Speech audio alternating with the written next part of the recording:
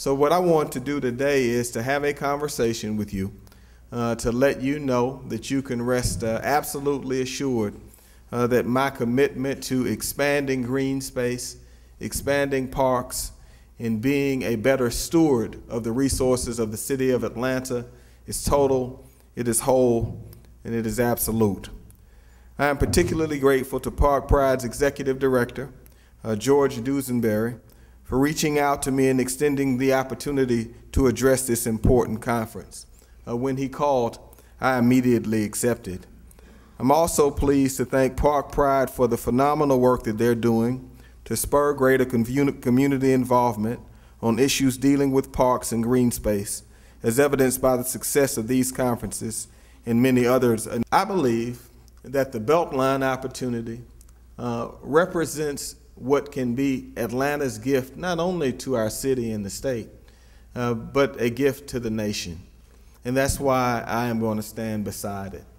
I have joined as an honorary chair of the Capital Campaign led by Phil Kent, which as of today has raised $35 million towards a $60 million goal of helping Brian O'Leary and the people who envisioned the Beltline continue to make sure that it is a reality. And you know, we have a very tough budget coming up. Well, despite the budget we have coming up, we didn't back away from parks, and we're not going to back away from green space.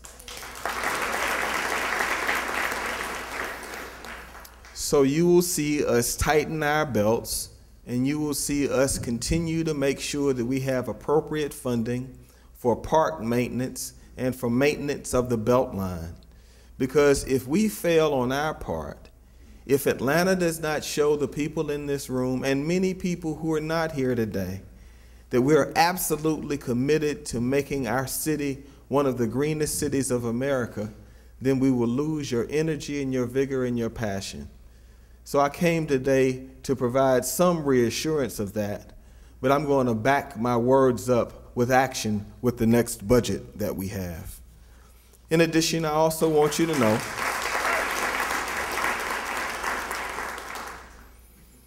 that I really need your help as we seek to improve neighborhoods throughout the city of Atlanta by destroying dilapidated houses and replacing them with green space.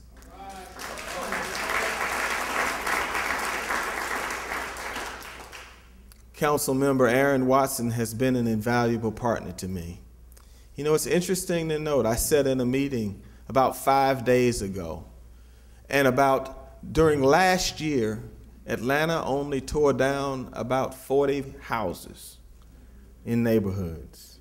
And that is despite the fact that we literally have thousands of vacant homes, damaging communities, damaging neighborhoods, and we have not developed the will to do what is necessary to develop a fine structure that builds and to take the property as appropriate and as necessary so we can expand green space in the most challenged neighborhoods in the city of Atlanta.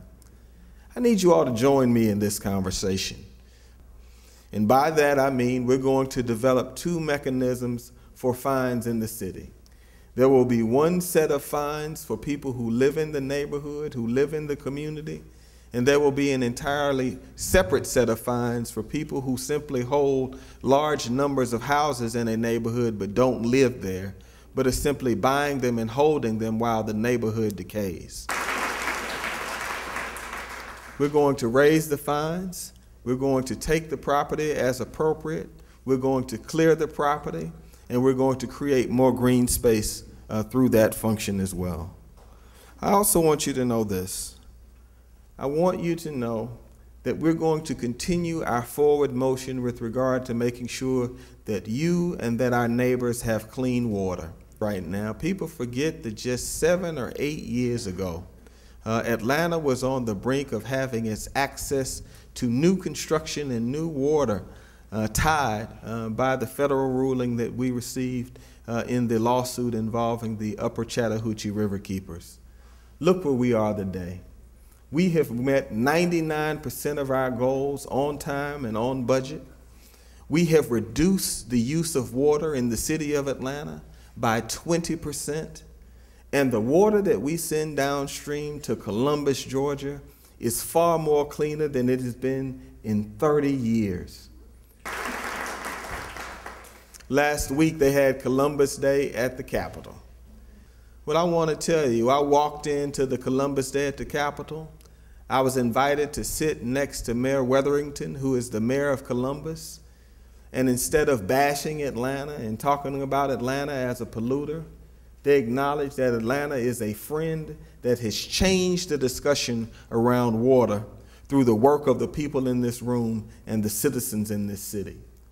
And when you look around at the recent flooding that has taken place, I think that it has shown that the hard decisions that my predecessor, Mayor Franklin, made regarding investing in water and sewer and infrastructure and all of the rest is paying dividends both environmentally and from the standpoint of where our business community lies. The fact that we faced that challenge, that we made hard decisions, that we made a decision to become a better partner, resulted, according to KPMG, in $18 billion in positive economic development for the city of Atlanta. Why is that important to the people in this room?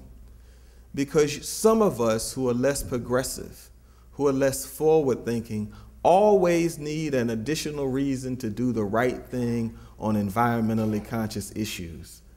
See, the beautiful thing about the work that is occurring in the environment is that it is morally the right thing to do.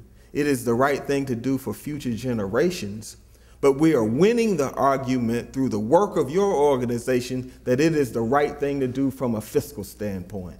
And the city of Atlanta is going to join you in this important work. I am going to conduct a green audit for the city of Atlanta, one that hasn't been done in more than 3 years. And you know what? We're actually going to implement it after we conduct it. Now, you all know that that's the truth now. We're going to start by implementing and phasing in every single thing that we can do at a minimum cost to the city. We're going to maintain the tax credits that we have available right now. We're going to maintain our strong encouragement to make sure that the construction occurs in the city of Atlanta is done in a responsible way. And we're going to follow the leading lights in this community, and that includes Park Pride.